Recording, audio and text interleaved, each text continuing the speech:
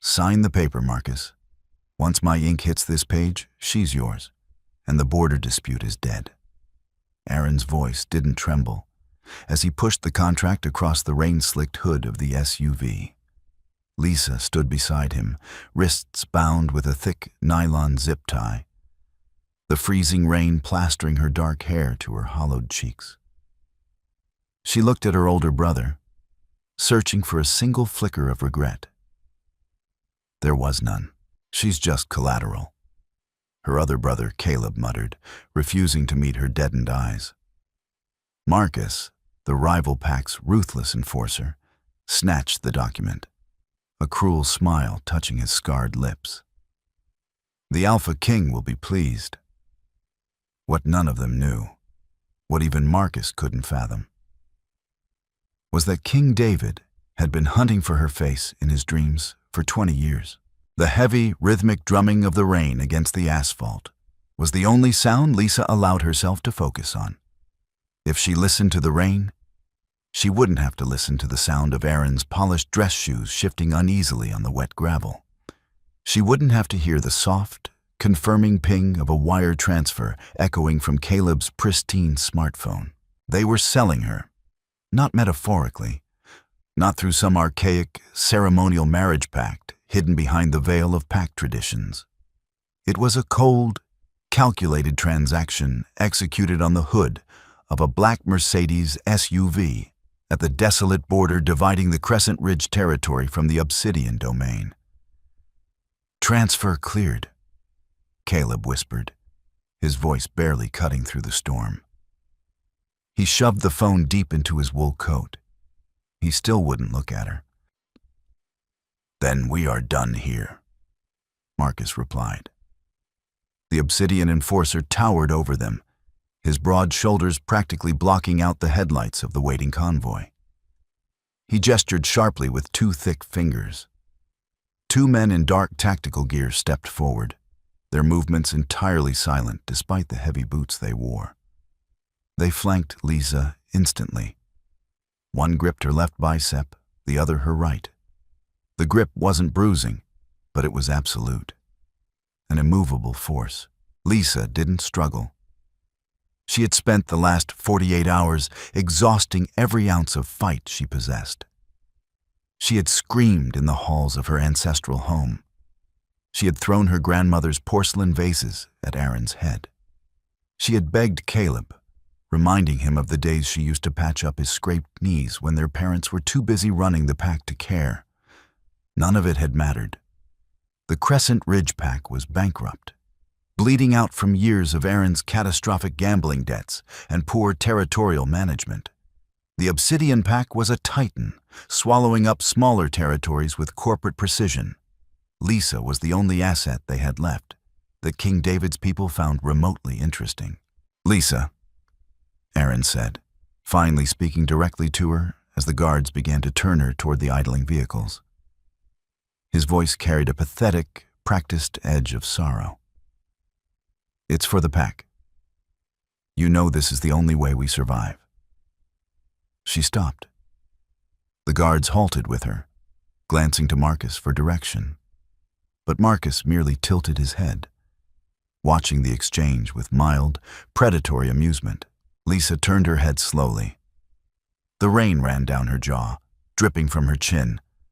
Her storm-gray eyes, usually so full of warmth and defiance, were flat, hardened into chips of slate.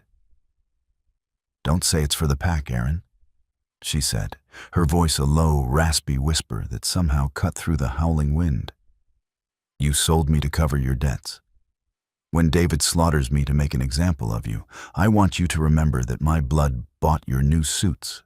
Aaron flinched, taking a half step back, his jaw clenching tight. Caleb looked physically ill, staring intently at the muddy ground.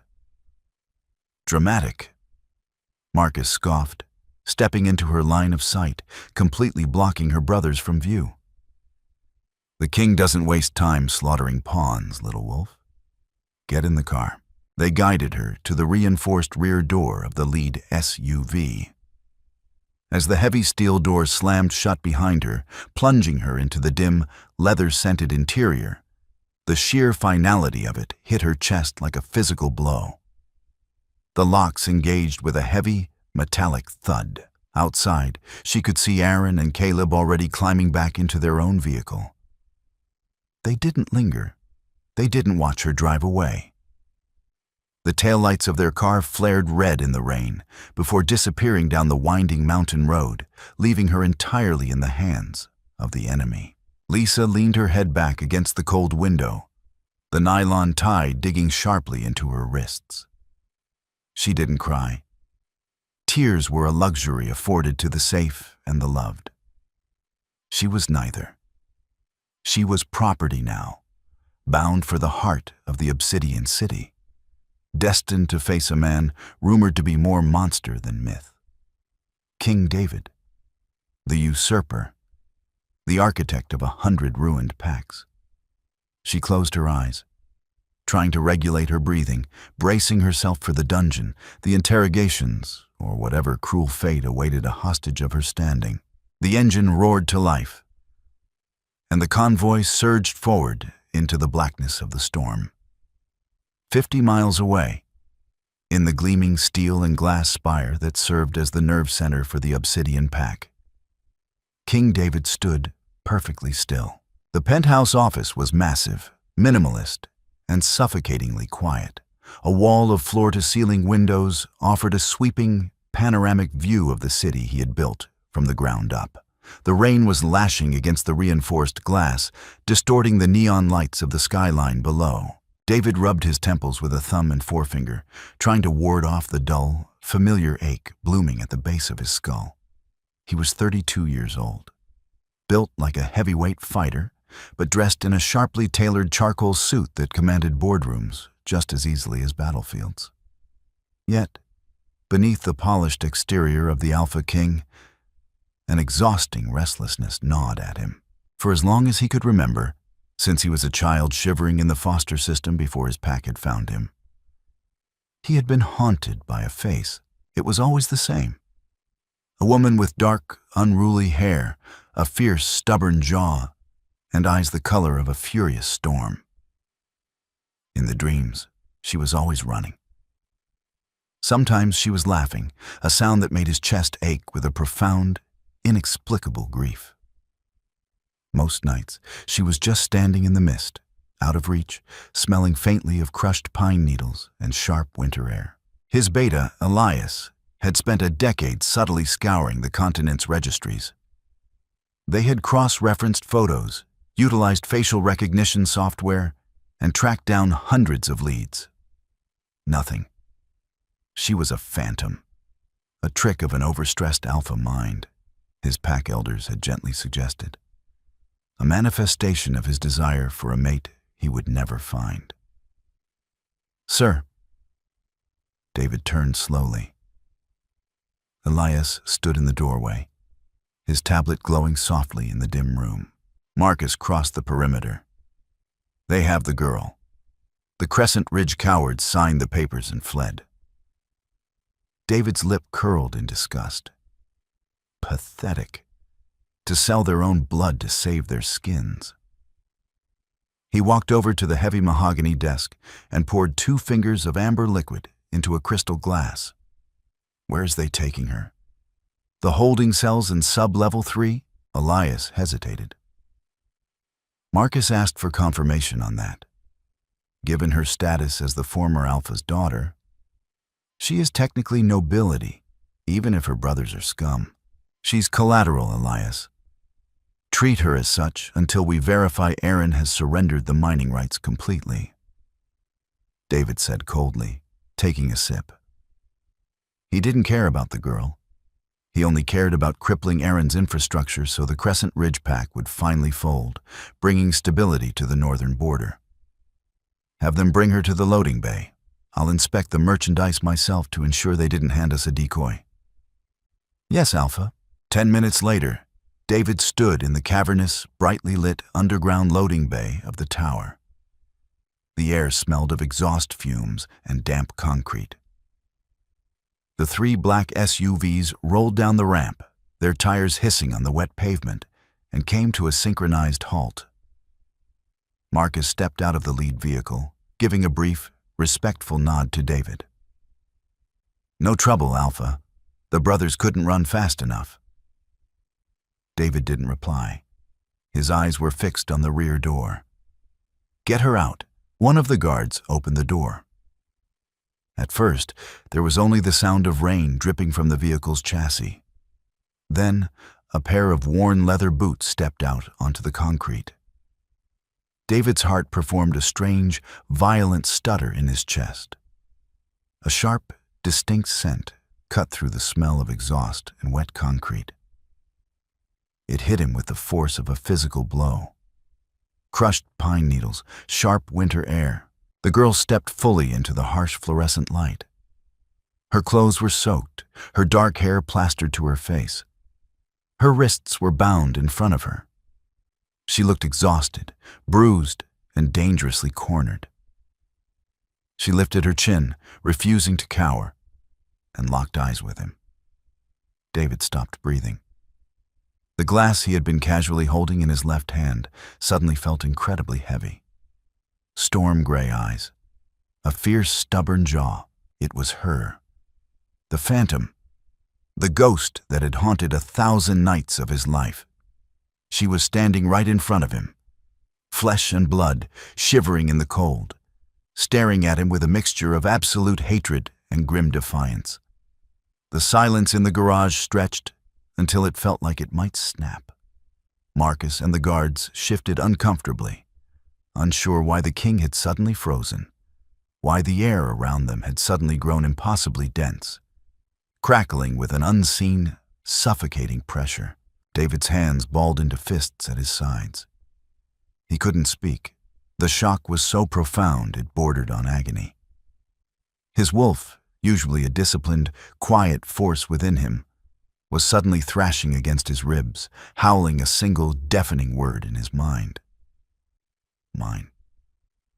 Take the bindings off her.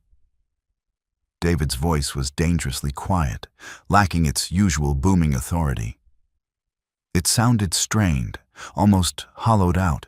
Marcus blinked, clearly taken aback. Alpha? She's hostile. She tried to stab Caleb with a pen during the ride to the drop point. David didn't look at Marcus. He couldn't tear his eyes away from Lisa. He watched the subtle tremor in her shoulders, the way she was trying to mask her shivering by keeping her spine rigidly straight. He saw the angry red line on her pale wrists, where the plastic zip tie was biting into her skin. I said. David repeated, his tone dropping an octave, carrying the terrifying, rumbling vibration of an alpha command. Cut the bindings. Now. Marcus swallowed hard, drawing a combat knife from his belt. He stepped toward Lisa. She flinched, leaning back against the cold exterior of the SUV, her eyes darting from the knife to Marcus's face. Give it to me. David snapped, crossing the distance between them in 3 long strides. He snatched the knife from Marcus's hand.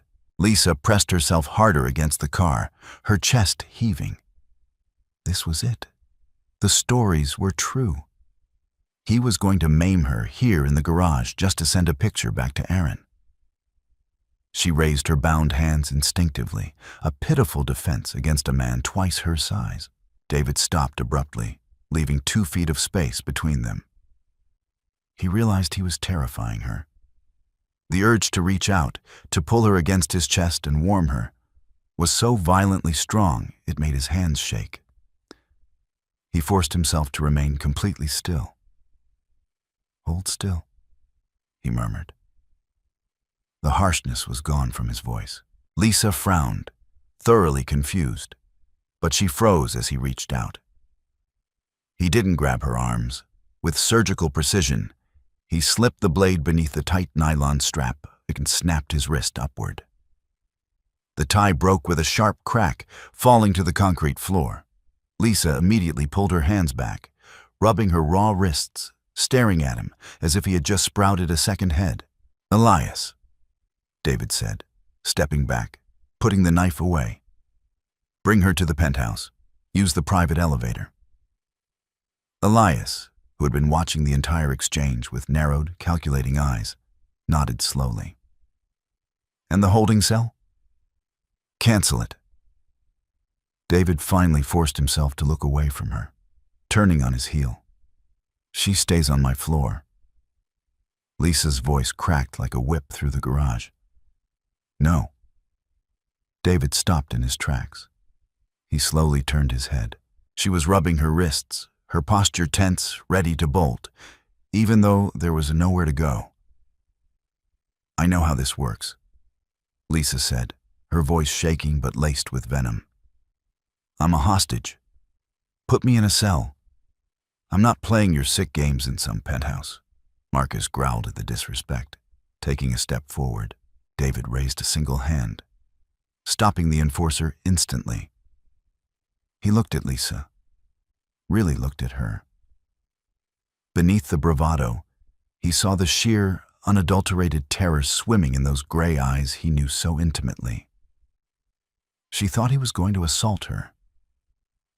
The realization made him feel physically sick. "You are not a hostage, Lisa," David said softly. It was the first time he had spoken her name aloud, and it tasted like salvation on his tongue. "Then what am I?" she spat back. "Aaron sold me to you for $50 million and a strip of logging territory. That makes me property.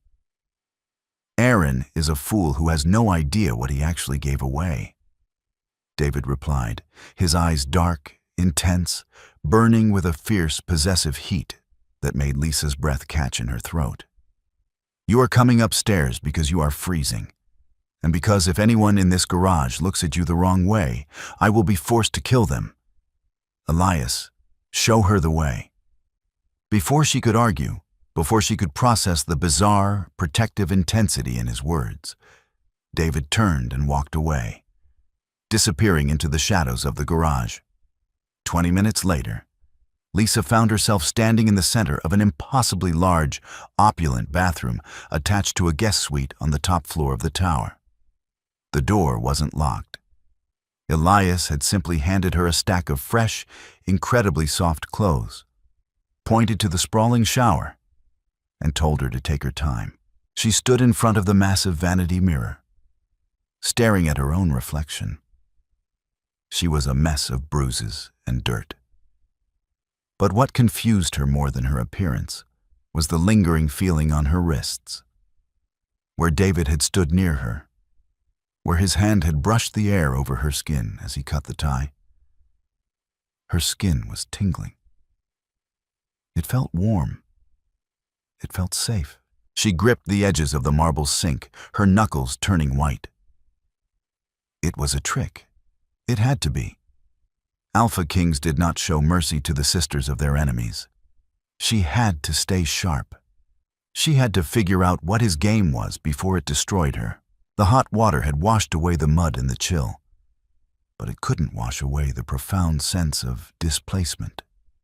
Lisa stood in the center of the guest suite bedroom, swallowed by a pair of dark gray sweatpants and a black, long-sleeved Henley she had found neatly folded on the vanity. The clothes were ridiculously soft, smelling faintly of cedar and smoke. The exact scent that had rolled off King David in the garage. She rolled the sleeves up to her elbows, wincing as the fabric brushed against the red, chafed skin of her wrists. She took a deep breath, steeling herself. Hiding in the bathroom wasn't a strategy. When she pushed the bedroom door open, she didn't find a cell block or armed guards. The penthouse living area was a sprawling masterpiece of mid-century modern design, illuminated by the muted glow of the city lights pouring through the rain-streaked, floor-to-ceiling windows. David was standing by a massive marble kitchen island. He had discarded his suit jacket and tie. The top 2 buttons of his crisp white shirt were undone, and his sleeves were rolled up over muscular forearms. He was methodically arranging silver-domed plates on the counter.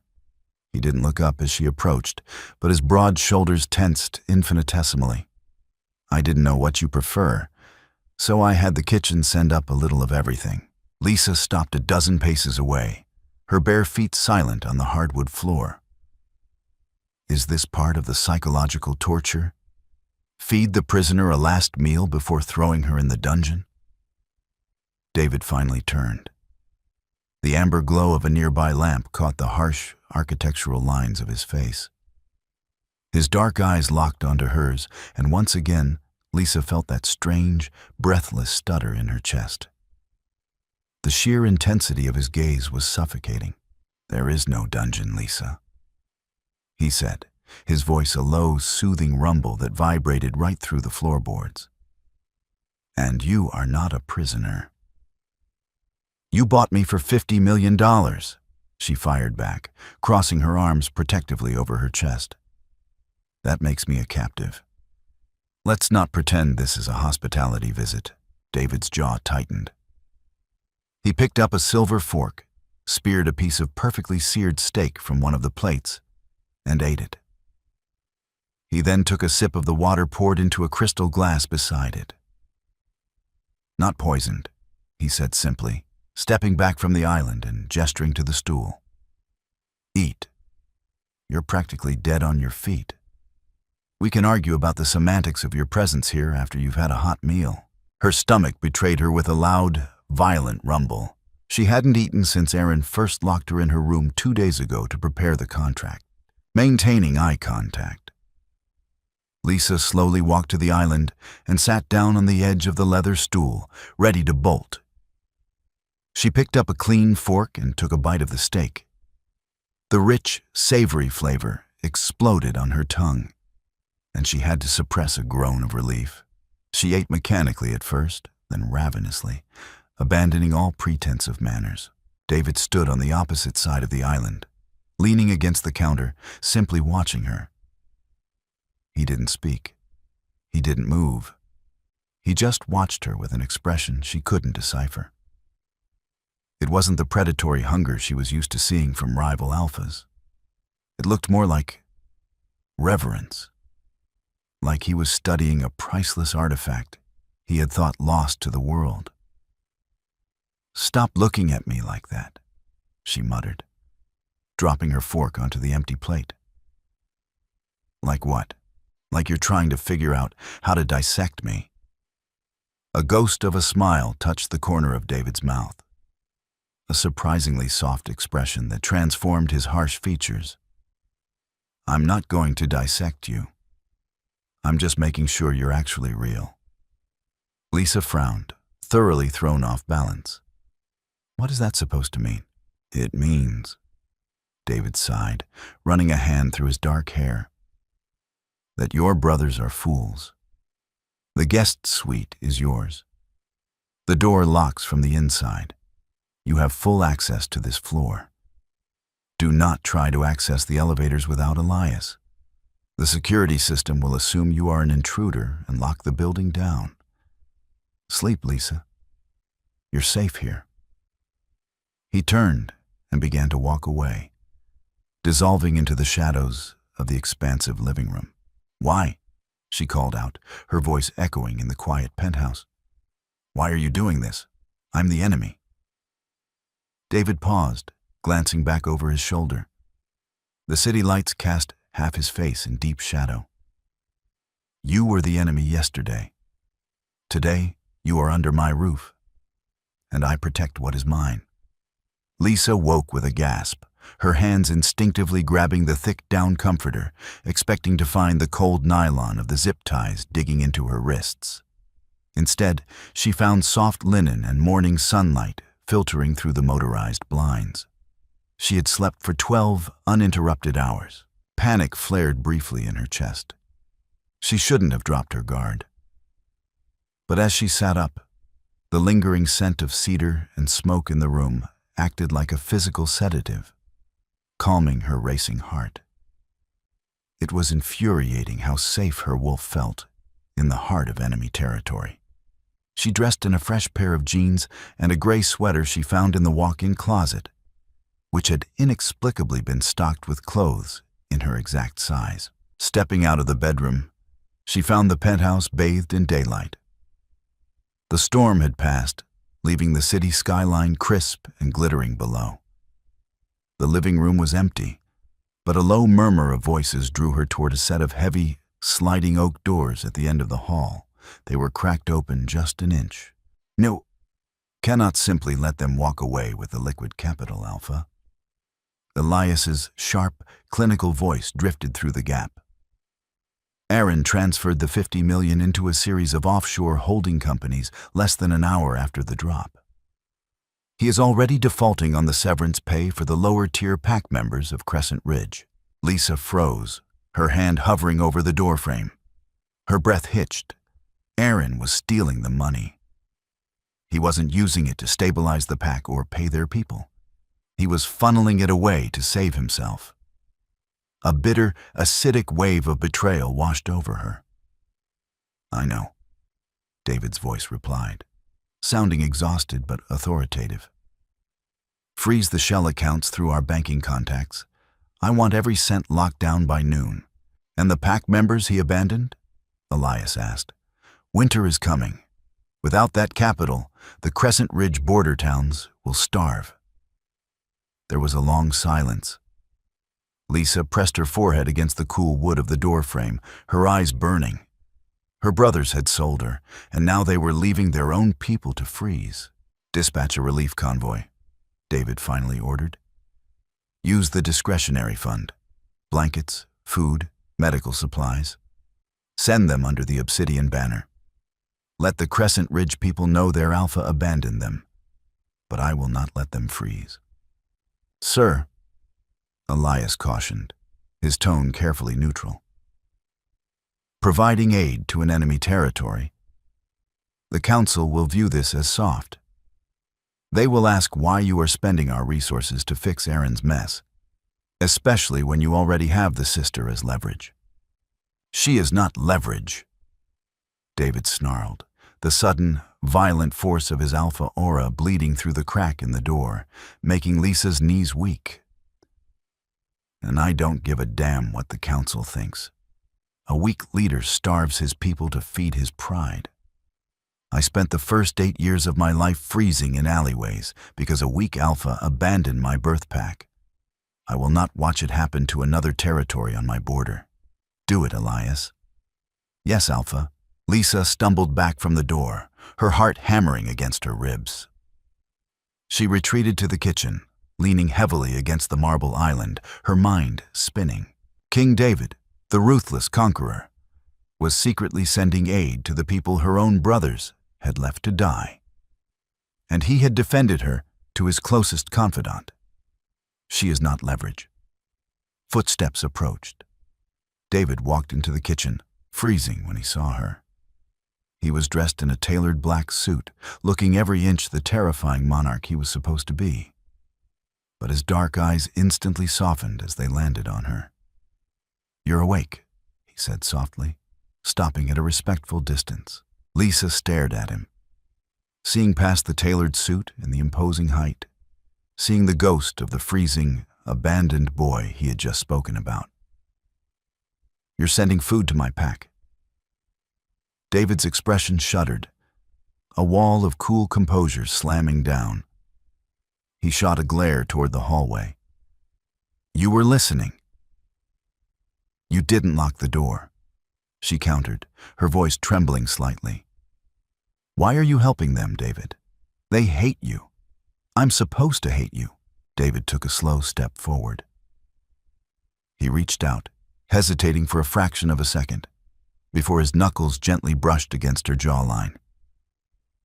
The physical contact sent a jolt of electricity straight down her spine.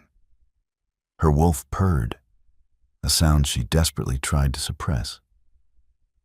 "I don't care if they hate me, Lisa," he murmured, his thumb lightly tracing the shadow of a bruise on her cheek. "I only care that you survive this intact." She swallowed hard, her eyes locked on his lips, suddenly acutely aware of how close he was, of the heat radiating from his chest. "I don't understand you." "I know," he whispered, slowly pulling his hand away, leaving her skin burning where he had touched it. but I have all the time in the world to explain. The fragile peace of the penthouse shattered 3 days later. Lisa was sitting in the library, a massive room lined with thousands of leather-bound books, trying to lose herself in a novel when the heavy oak doors banged open. Elias stood in the doorway, chest heaving, his normally immaculate suit slightly rumpled. He didn't look at Lisa. His eyes locked instantly on David, who was working at a mahogany desk in the corner. "Alpha, we have a breach." David stood up slowly, the air in the room suddenly dropping 10 degrees. "Where?" "Sector 4, the Silver Creek mine," Elias said grimly. "Aaron didn't flee the territory like we assumed. He used a fraction of the frozen funds to hire a dozen rogue mercenaries before the accounts locked. They hit our border patrol 20 minutes ago. 2 of our wolves are severely injured." Lisa dropped the book. It hit the floor with a heavy thud. The sound was deafening in the sudden, suffocating silence of the room. Aaron, idiot.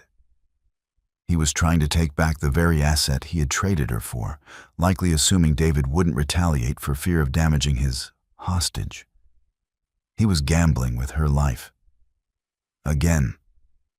David didn't look at her. His face was a mask of terrifying, cold fury. The protective, gentle man who had brushed her cheek was gone, replaced instantly by the Alpha King who had crushed rebellions with an iron fist. "Prep the tactical teams," David said, his voice lethal. "I want them surrounded. No survivors among the mercenaries. Bring Aaron to me alive." "Wait!" Lisa was on her feet before she even realized she had moved. Both men turned to look at her. Elias looked annoyed. David just looked tired. "Lisa, go back to the guest suite," David commanded softly. But there was no room for argument in his tone. "He's my brother," she said, taking a step toward the desk. Her heart was in her throat. She expected David to sneer, to tell her that her brother had forfeited his right to live. Instead, David held her gaze. "He attacked my men, Lisa. He broke a blood-signed treaty. He did it knowing I hold you here. He assumes I will execute you in retaliation, and he clearly doesn't care. Do you understand what that means?" The words were a physical blow, validating her deepest, darkest fears. Aaron truly considered her dead already. "I know," she choked out, fighting the tears burning in her eyes. "I know what he is. But I also know the Silver Creek mine. I practically grew up playing in those tunnels." Elias frowned, stepping forward. "Alpha, this is a security risk. She shouldn't—" "Quiet, Elias," David snapped, never taking his eyes off Lisa. He walked around the desk, stopping just inches from her. The height difference forced her to tilt her head up to meet his intense stare. "What are you saying?" "I'm saying Aaron is a coward," Lisa said, her voice dropping to a harsh, steady whisper. She was severing the final thread of loyalty to her bloodline, right here, right now. He won't be leading the charge. He'll be hiding in the secondary ventilation shaft at the North Ridge, letting the mercenaries do the dying. If your men go in through the main entrance, it'll be a bloodbath. It's a choke point. David stared at her, searching her eyes. He was looking for deception, for a trap. But all he found was a profound, weary honesty. She was choosing his men over her brother's ego. Without a word, David reached out and gripped her hand. His fingers were warm, rough, and engulfing. He pulled her gently but firmly toward the center of the room, where a large, flat-screen tactical table sat dormant. He tapped a code into the glass, and a topographical map of the Silver Creek mine flared to life in glowing blue light. "Show me," David commanded, stepping close behind her, so close his chest brushed her back. Lisa's breath hitched at the contact. the mate bond flaring so violently she felt dizzy. She leaned over the table, her trembling finger tracing a thin blue line on the northern edge of the map. Here. It's an old access grate hidden behind a copse of dead pines. It leads directly to the overseer's booth. You can bypass the choke point entirely and cut off his retreat. David looked from the map to the side of her face. The proximity was intoxicating. He could smell her fear, yes, but beneath it was a steely, magnificent resolve. "Elias," David said, his voice dropping to a gravelly murmur, his eyes still fixed on Lisa's profile. "Update the tactical teams. Send a covert unit to the North Ridge ventilation shaft. Extract Aaron." Quietly, Elias stared at them both for a long moment.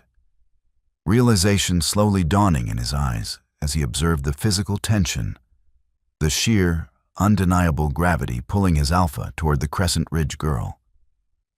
He nodded slowly. "Yes, Alpha." As Elias left the room, David didn't move away. He stayed right behind her, his hand slowly sliding from her grip to rest warmly on her waist. Lisa closed her eyes, utterly terrified by how perfectly she fit against the enemy king, and how little she wanted him to let go. The extraction was surgically precise and terrifyingly fast. Less than 2 hours after Lisa had drawn the line on the glowing tactical map, the heavy steel doors of the penthouse elevator slid open with a soft chime. Elias stepped out first, his expression completely blank, a stark contrast to the violent smears of dirt and dried blood on his tactical vest.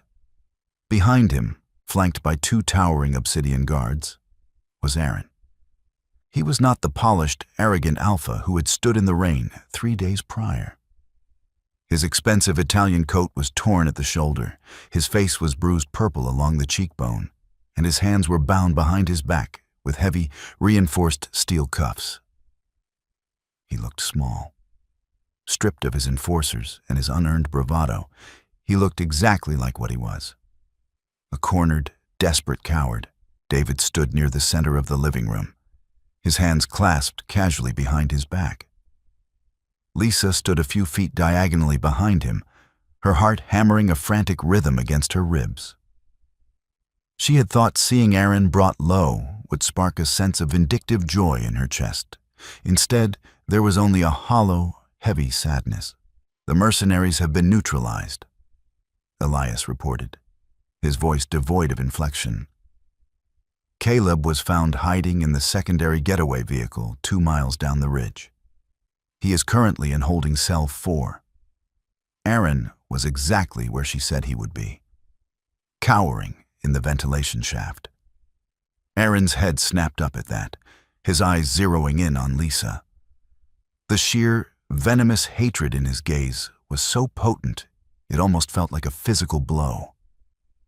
"You," he snarled, straining against the grip of the guards holding his arms. "You sold out your own blood. You gave them the coordinates." David took a single, slow step forward. The ambient temperature in the room seemed to plummet.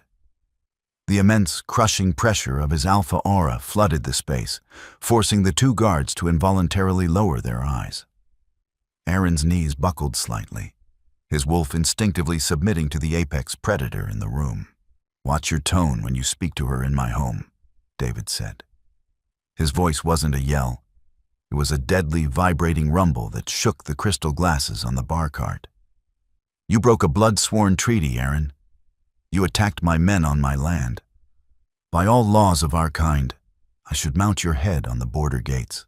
Aaron let out a ragged, breathless laugh, spitting a glob of blood onto the pristine hardwood floor. He was terrified, but his narcissism wouldn't let him die quietly. "Do it then.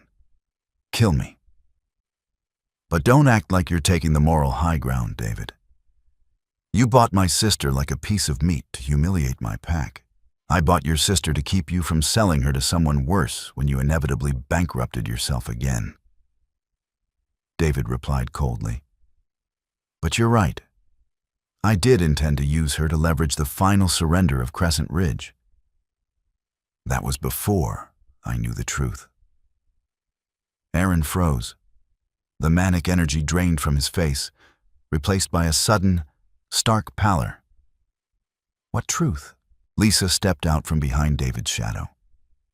The fear that had kept her quiet for her entire life was entirely gone, burned away by the fires of her brother's repeated betrayals.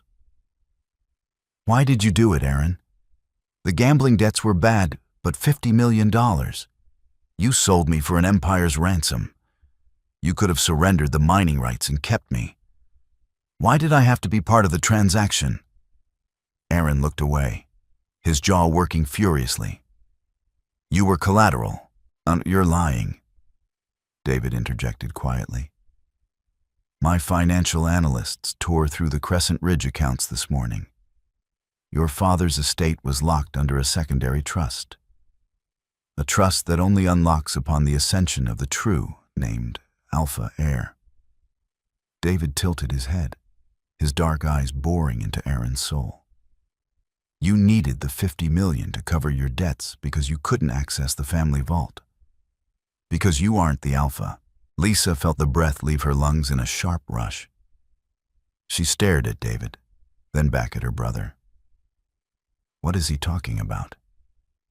Aaron sneered, a desperate, ugly expression. Father was an old fool. His mind was slipping in his final years. He thought a woman could lead the pack. He thought you had the temperament for it. He amended the pack charter in secret before the car crash. He named you his successor. The silence in the penthouse was absolute. The city outside seemed to fade into nothingness.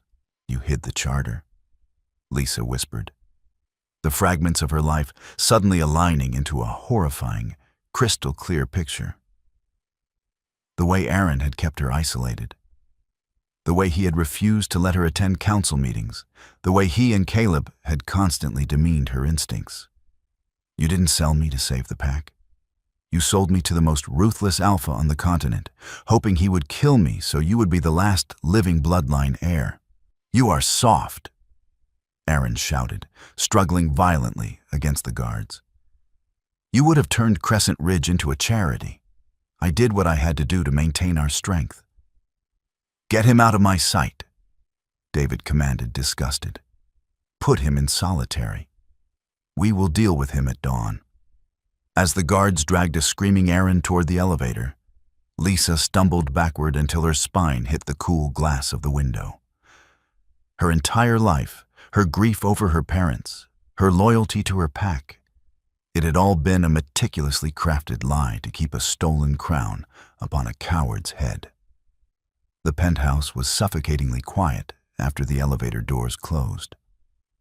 Elias had vanished seamlessly, leaving David and Lisa entirely alone. Lisa slid slowly down the glass window until she was sitting on the floor, her knees pulled tight to her chest. She wasn't crying. The shock was too profound, too deeply rooted for tears. She was the Alpha of Crescent Ridge. Her people were starving, their assets frozen, their honor stripped away by her own brother. And she had been the rightful leader all along. She heard the soft clink of glass, and a moment later, David was sitting on the floor beside her. He didn't crowd her. He left a respectable foot of space between them, resting his forearms on his knees, a glass of amber liquid dangling loosely from his fingers. Drink, he said softly, holding the glass out. It burns, but it helps. She took it, her fingers brushing his. The contact sent a familiar, grounding shockwave up her arm. She took a sip of the bourbon. It tasted like fire and oak, and it forced a heavy breath from her lungs. Did you know? She asked, staring straight ahead at the glittering city lights. When you bought me, did you know I was the heir? No, David said honestly, his voice a low rumble in the quiet room. I only found out an hour ago when my team decrypted Aaron's private servers. When I signed that contract on the border, I thought I was buying the sister of a foolish rival to secure a tactical advantage. He paused, turning his head to look at her. But that was before you stepped out of the SUV. Lisa turned to meet his gaze. In the dim light, his eyes weren't the terrifying, bottomless black pits the rumors claimed. They were a rich, dark brown, swirling with an emotion so raw and unguarded it made her chest ache. "What happened in the garage, David?" she asked softly. "Why did you cut the ties? Why am I in your penthouse instead of a cell?" David set his glass down on the hardwood floor. He shifted closer, the space between them evaporating. He reached out, his large, calloused hand gently cupping her face. He didn't demand submission. The touch was entirely reverent. "Because I have been looking for you my entire life," he whispered. Lisa froze, her breath catching in her throat. "What?" "I was a street rat, Lisa. My birth pack threw me out when I was 4 because I was too small. I clawed my way out of the gutters. I built obsidian on blood, steel, and paranoia. I didn't trust anyone. I didn't believe in the old myths." He brushed his thumb across her cheekbone, his eyes mapping every feature of her face as if memorizing it for a second time. "But every night, for 20 years, I dreamed of a girl with storm-gray eyes and a fierce jaw. She smelled like crushed pine needles and smoke. She was the only warm thing in a world made entirely of ice." Lisa's heart hammered against his palm. The scent he described. It was her scent. Her wolf was practically humming beneath her skin, clawing at the surface, desperate to close the remaining distance between them. The legends of true mates were considered fairy tales, ancient biology bred out of their kind centuries ago. But sitting here, breathing in his cedar and smoke scent, feeling the absolute terrifying safety of his presence, she knew it was real. "When you stepped out of that car in the rain," David continued, his voice thick with emotion, "and I saw you, I thought I was losing my mind. The monster of the north, brought to his knees in his own loading dock by a girl in wet boots." A tear finally broke free, tracking down Lisa's cheek. "I thought you were going to kill me. I would burn this city to ash before I let anyone lay a finger on you," he vowed, his forehead dropping to rest gently against hers. The physical contact shattered the final barrier between them. The mate bond, ancient and undeniable, snapped fully into place. It felt like a tectonic shift in her soul, a sudden, blinding realization that she was no longer adrift. She was anchored. Lisa let out a soft, shuddering breath and closed her eyes, leaning into him. She reached up, her hands tangling in his dark hair. David groaned, a deep, primal sound, and his arms wrapped around her waist, pulling her flush against his chest. When their lips met, it wasn't a tentative exploration. It was a collision of two lonely, hardened souls finally finding home. The kiss was deep, desperate and electric, tasting of bourbon and tears. All the tension, the fear, the years of feeling completely invisible under her brother's shadows evaporated in the heat of his mouth. He kissed her like she was a queen. He kissed her like she was the only thing keeping his heart beating. When they finally broke apart, breathless and clinging to each other, David rested his hand over her racing heart. "You are the alpha of Crescent Ridge," he said, his voice ragged but fiercely proud. "And tomorrow, you will show them exactly what that means." Dawn broke over the city in a blaze of cold, winter sunlight. The underground holding sector of the Obsidian Tower was a masterpiece of intimidation. Stark white walls, reinforced steel bars, and blinding fluorescent lights left no room for shadows or secrets. Lisa stood at the end of the long corridor, wearing a sharply tailored black suit that Elias had procured for her. She looked nothing like the battered hostage dragged out of the rain 4 days ago. She stood tall, her shoulders squared, the profound power of her true alpha bloodline finally uncoiling in her veins, amplified by the stabilizing, heavy presence of her mate standing solidly at her right side. David made no move to lead. He stood half a step behind her, an implicit, terrifying message to anyone watching. She is the power here. I am just the sword she wields. They stopped in front of a large holding cell.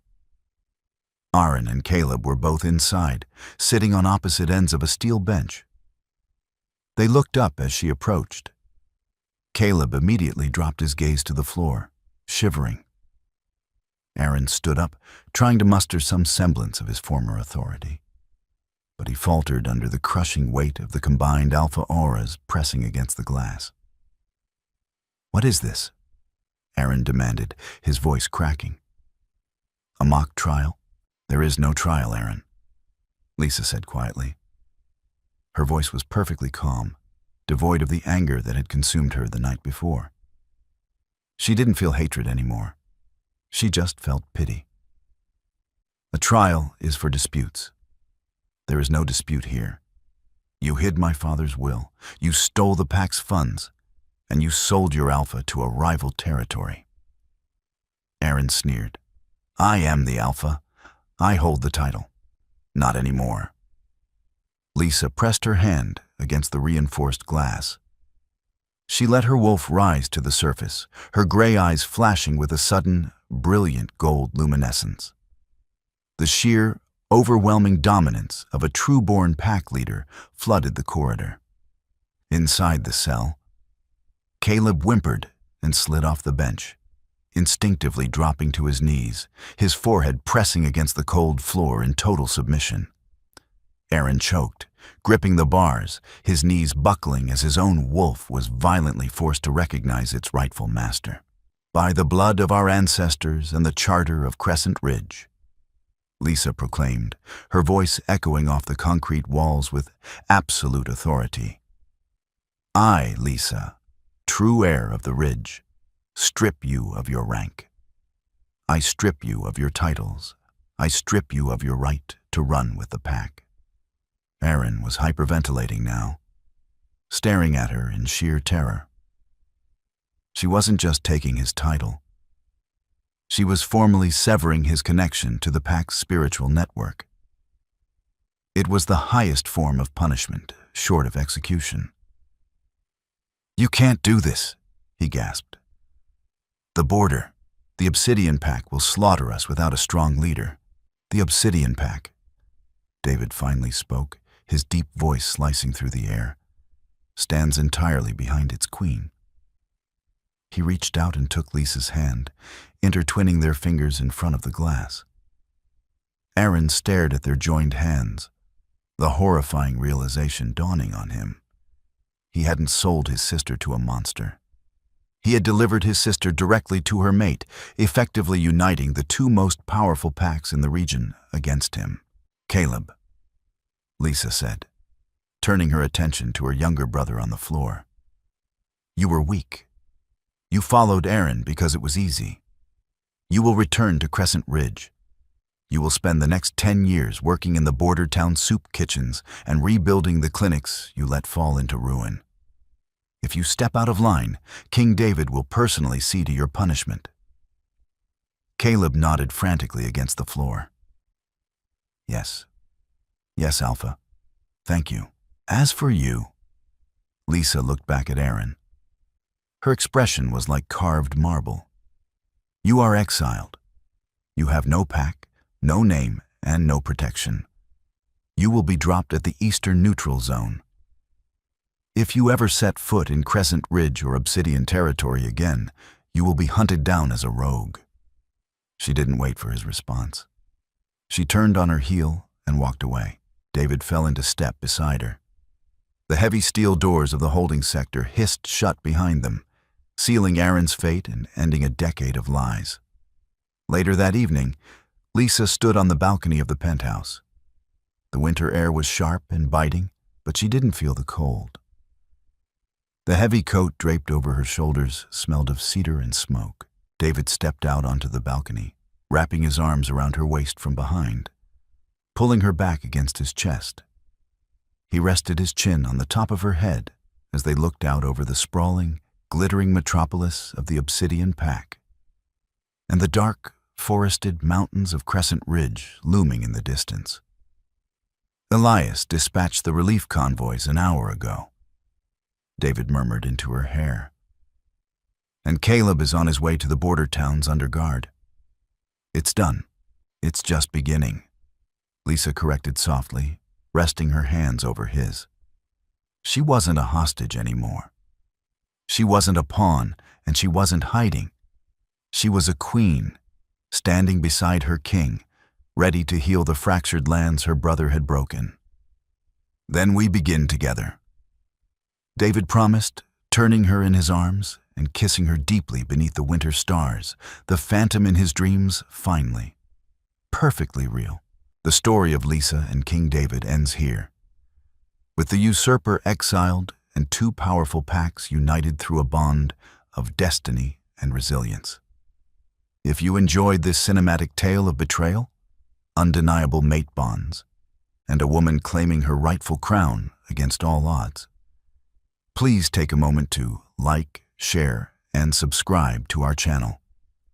Your support allows us to keep bringing you intense, dramatic, and emotionally resonant modern romances. Drop a comment below and let us know what your favorite twist was and what kind of story you'd like to see next.